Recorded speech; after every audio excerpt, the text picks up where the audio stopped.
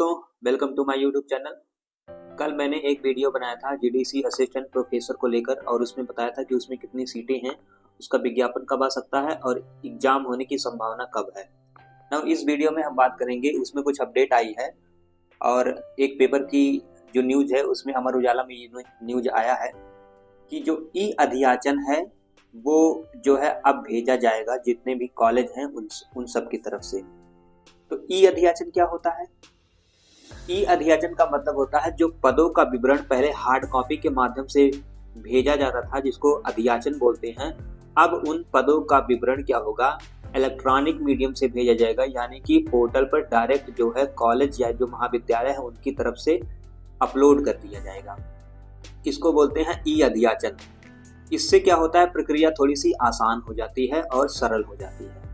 तो ये एक अच्छी बात है कि ई अधियाचन के माध्यम से सरकार इस तरह के इनिशिएटिव ले रही है, या जो भी संबंधित एजेंसी हैं जो इसको कराएंगी, चाहे वो लोक सेवा आयोग हो गया या उत्तर प्रदेश हायर एजुकेशन जो कमीशन है वो हो गया, या और भी जो इसमें कराती हैं जो भी एजेंसियां कराती हैं। तो जो मैंने कल बात बताई थी लगभग उसी बात की तरफ इशारा करती हुई ये न्यूज है।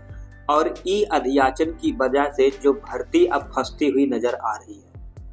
कई सारे ऐसे जो पद हैं, जैसे मैंने बताया था जीडीसी असिस्टेंट प्रोफेसर का पद जो है, अभी पदों की बात करूंगा किसमें कितना है, उसका जो अधियाचन है वो ऑलरेडी पिछले साल भेजा जा चुका है।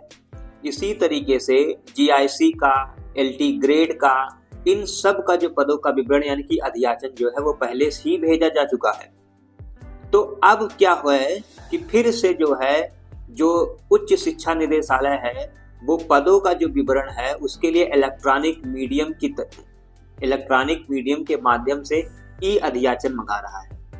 और ई अधियाचन के लिए जो महाविद्यालय या संबंधित जो भी संस्थान हैं उनको 1 महीना पहले ही ये बात बता दी गई थी कि आप सभी लोग पोर्टल पे अधियाचन को डाल दीजिए और वो हमारे पास जो है अधियाचन पहुंच आएगा। इससे क्या होगा, समय की बचत होगी, प्रक्रिया जल्दी होगी। लेकिन दोस्तों, मुझे ऐसा लगता है कि चाहे ई अधियाचन हो, चाहे कोई भी तरह का अधियाचन हो या पदों का विवरण जाना हो, इसमें कोई समय नहीं लगता है। अगर मानसिकता और नियत एग्जाम कराने की है तो, और जल्दी एग्जाम कराने की तो है तो। अगर आप एग्जाम कराना नहीं चाहते हैं, वैकेंसी भरना ही नहीं चाहते हैं, तो चाहे आप ई अधियाचन ले लीजिए, चाहे एच अधियाचन लीजिए, चाहे कोई भी तरह का अधियाचन आप मांग लीजिए, पदों का विवरण मांग लीजिए। जब आपको वैकेंसी निकालना ही नहीं है, एग्जाम कराना ही नहीं है, तो ये सब तरह के जो न्यूज होते हैं लोगों को भ्रमित करने के लिए और समय को लंबा खींचने के लिए किया जाता है। नहीं, मतलब जब पदों का विवरण ऑलरेडी चला गया है, ई अधियाचन का अब कहां से ये बात आ गई।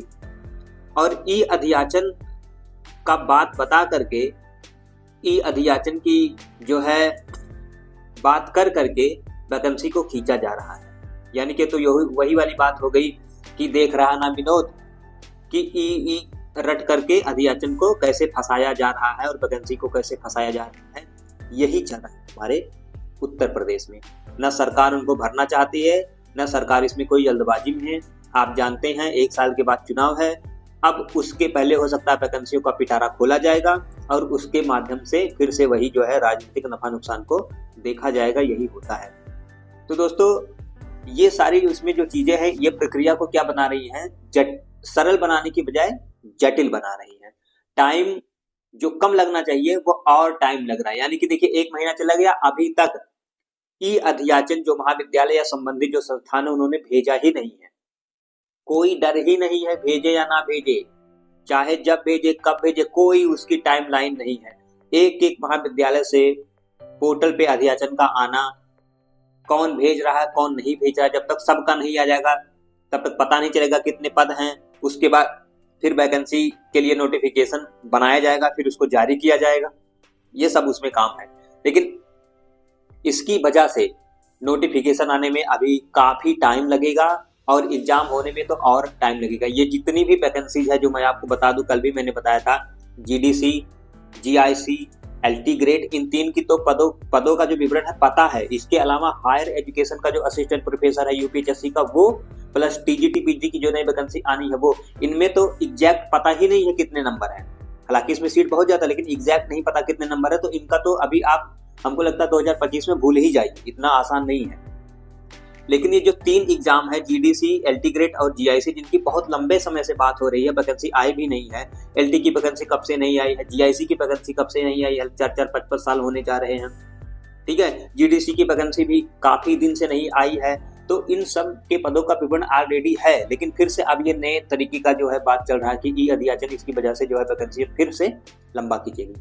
तो बात कर लेते हैं कि किस पोस्ट में कितनी वैकेंसी है। जैसे कल मैंने बताया था कि जीडीसी असिस्टेंट प्रोफेसर में 562 जो पद हैं वो अधियाचित हो चुके हैं, उनको भेजा जा चुका है। इसी तरीके से जीआईसी में आप देखेंगे, ठीक है, उसमें लगभग 1647 पद बता रहे हैं कि है, और जो एलटी ग्रेड है उसमें ज्यादा पद है, मोर देन 7000, ठीक है, 7000 समथिंग है। ये स्क्रीन पे आ रहा है, आप इसको जो है पढ़ के जान सकते हैं।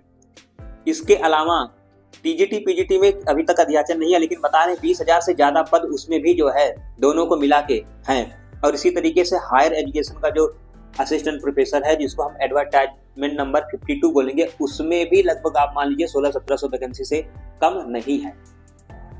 ई अध्याचन जो हो रहा है, इससे एक चीज का तो फायदा ये हो सकता है कि जो अभी रिसेंट में पद खाली हुए, हो सकता है इनको भी एड ऑन कर दिया जाए। अगर ऐसा होता है तो बहुत अच्छी बात रहेगी, कुछ पदों की संख्या बढ़ जाएगी।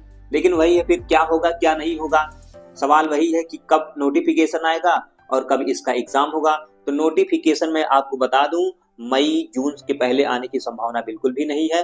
अब ये जो बीच में आ गया इससे भी लंबा खींचेगा, और कोई भी परीक्षा, ये तीनों जो मैंने बताया है, ये साल में यानी कि 2025 के अंत से पहले होने की संभावना बिल्कुल ना के बराबर है। अब आप ये चीज को मान लीजिए, यही हकीकत है, ये कड़वी हकीकत है।